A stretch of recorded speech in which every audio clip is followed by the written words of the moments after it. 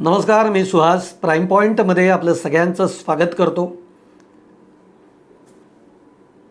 वारी सुरू आहे, विठ्ठल आषाढी वारी सुरू आहे आणि एक एक टप्पा पार करत विठुनामाच्या जयघोषामध्ये ही वारी पंढरपूरकडे जाती आहे.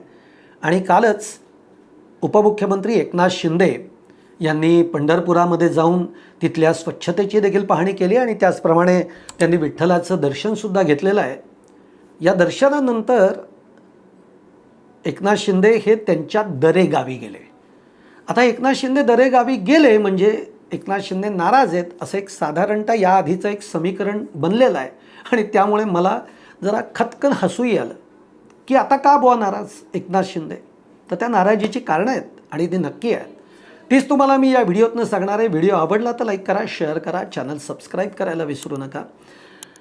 गेले काही दिवस अगदी उपमुख्यमंत्री एकनाथ शिंदेंच्या शिवसेनेतले अनेक नेते त्यातून आत्ता जे बच्चू कडू जे आलेले आहेत त्यांनी पुन्हा एकदा आत्ता नजीकच्या काळामध्ये पुन्हा एकदा त्या गोष्टीला वाचा फोडली.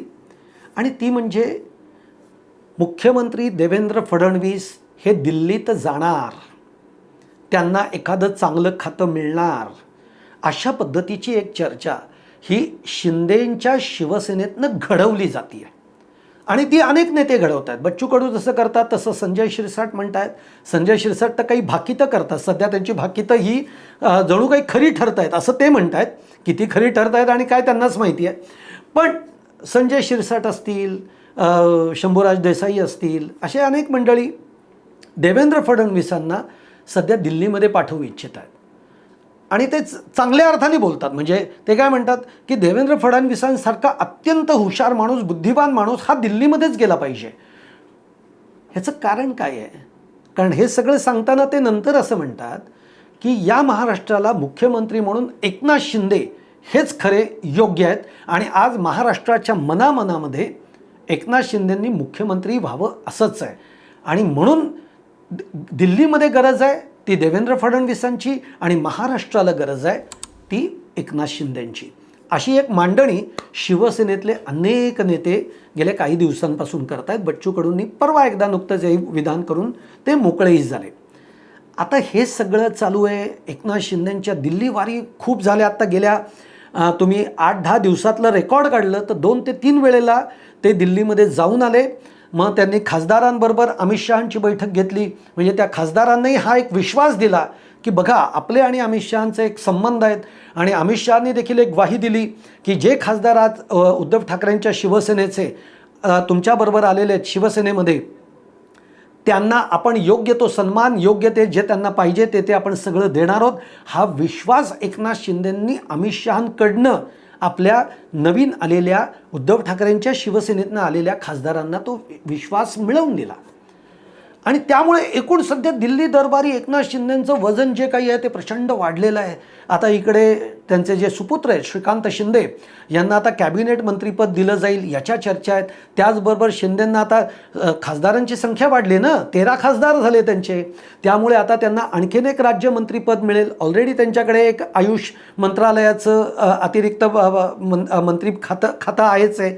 त्यामुळे ते घेऊन आणखीन एक राज्यमंत्रीपद मिळेल. म्हणजे 2 राज्यमंत्रीपदं आणि 1 कॅबिनेट मंत्रीपद असा दर्जा त्यांना मिळेल. त्यामुळे सध्या एकनाथ शिंदेचं दिल्ली दरबारी वजन, त्यांचं अमित शहांबरोबरचं असणारं नातं, अमित शहा त्यांना त्यातून जे काही सांगत असतील कदाचित की तुम्हीच आता पुढचे मुख्यमंत्री. आणि त्यामुळे जो काही एकनाथ शिंदेंना सतत असं वाटत आले, त्यांच्या मनातनं मुख्यमंत्री होण्याचं स्वप्न काही मनातनं पण दूर गेलेलं नाही, 1 इंचसुद्धा दूर गेलेलं नाही. त्यांना वाटतं सुद्धा ते जिथे कुठे तुम्ही त्यांचा वावर बघा, ते एखाद्या मुख्यमंत्र्याच्या थाटामध्येच वावरतात, पाहणी पण तसंच करतात.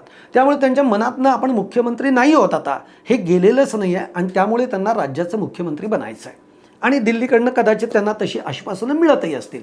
पण झाली आता गंमत अशी एक की जे केंद्रीय मंत्रिमंडळाचा जो विस्तार होणार होता किंवा जे काही रिशफलिंग होणार होतं ते सध्या तूर्त लांबणीवर पडलं आहे.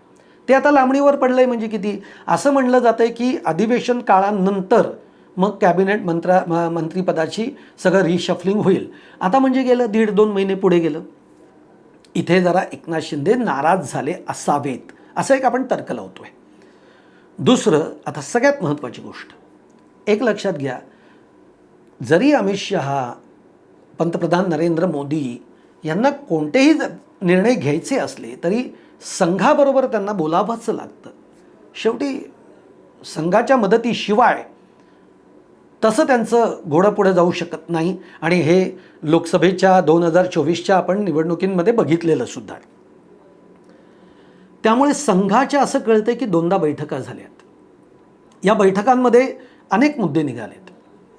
राम मंदिराचा प्रश्न निघाला आहे, त्यानंतर आत्ता जे नीट पेपर फुटीचा जो प्रकरण आहे त्याच्यावर चर्चा झाली आहे आणि संघाने नाराजीही व्यक्त केली आहे राम मंदिराच्या प्रश्नावरनं. आणि या सगळ्याबरोबर मुख्यमंत्री देवेंद्र फडणवीसांच्या बाबतीत काय यावरही चर्चा झालेली आहे. अमित शहांनी जी काही मांडणी केली असेल त्याला संघाने स्पष्ट शब्दामध्ये विरोध केलेला आहे, नकार दिलेला आहे. अशा पद्धतीने सूत्रांकडनं आपल्याला काही माहिती कळते आहे. आता ती काय कळते आणि म्हणून अमित शहांनी हे सांगितलेलं आहे की तुर्तास महाराष्ट्रामध्ये कोणतेही बदल होणार नाहीत. म्हणजे मुख्यमंत्री देवेंद्र फडणवीसांच्या बाबतीमध्ये महाराष्ट्रात त्यांना घेऊन कोणतेही बदल होणार नाहीत. याच्यातनं काय झालं? याच्यातनं एक, मुख्यमंत्रीपदी देवेंद्र फडणवीसच असतील. दुसरं, याचा अर्थ दुसरा असा आहे की देवेंद्र फडणवीस यांना आत्ता दिल्लीमध्ये आणलं जाणार नाही. आणि मग तिसरा मुद्दा येतो की देवेंद्र फडणवीस जर मुख्यमंत्री असतील तर मग एकनाथ शिंदेंना उपमुख्यमंत्री म्हणूनच याच्या पुढच्या काळामध्ये काम करायचं आहे. म्हणजे अमित शहांच्या समोर हे जे काही सगळं उद्धव ठाकरेंचं आहे, 6 खासदार फोडले, मग ऑपरेशन आमदार, ऑपरेशन टायगर 3.0, 3.0 हे जे काही सगळं, म्हणजे आता आमदारही आम्ही फोडतोय, आम्ही आता नगरसेवकही फोडतोय, हा जो एक त्यांनी क्रिएट केलेला माहोल होता हा खाली बसला आहे, हा ठुस्स झाला आहे. का? तर एक लक्षात घ्या, ज्याच्यासाठी केला अट्टाहास तेच जर का पदरी आत्ता येत नसेल तर मनुष्य नाराज होणारच ना. 6 तुम्ही म्हणलात खासदार पाहिजे, खासदार फोडले ठाकरेंचे. आमदारसुद्धा का फोडणार होते? शिंदेंना आपलं संख्याबळ वाढवायचं आहे. एक लक्षात घ्या, शेवटी मुख्यमंत्री व्हायचं असेल तर जे अजित पवारांना कळलं होतं ना, की जे अजूनही कदाचित एकनाथ शिंदेंना ते लक्षात आलं नसेल की अजित पवार ते काय बोलून गेले होते त्यावेळेला. अजित पवारांना सुद्धा त्यावेळेला लोक खूप म्हणायची की पुढचा मुख्यमंत्री अजितदादा पवार, पुढचे मुख्यमंत्री अजितदादा पवार.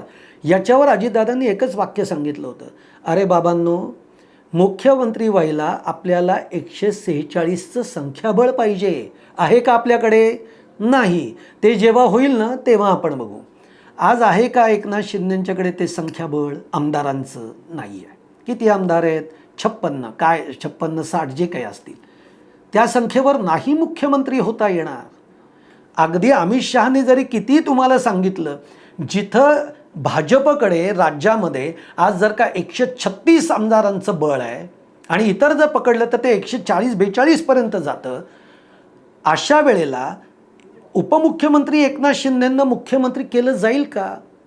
अगदी 2 मिनटं असं धरून चाला की देवेंद्र फडणवीस हे शिस्तीचे नेते आहेत, पक्षाने आदेश दिला म्हणून ते जातीलही दिल्लीमध्ये. पण मग महाराष्ट्रातला मुख्यमंत्री कोण? एकनाथ शिंदे. म्हणजे ज्या पक्षाचं बलाबल हे 136च्या पुढे आहे त्यांचा मुख्यमंत्री न करता शिवसेनेच्या एकनाथ शिंदेंना पुन्हा मुख्यमंत्री करतील, हे राज्यातले भाजपचे नेते तरी मान्य करतील का? नाही करणार.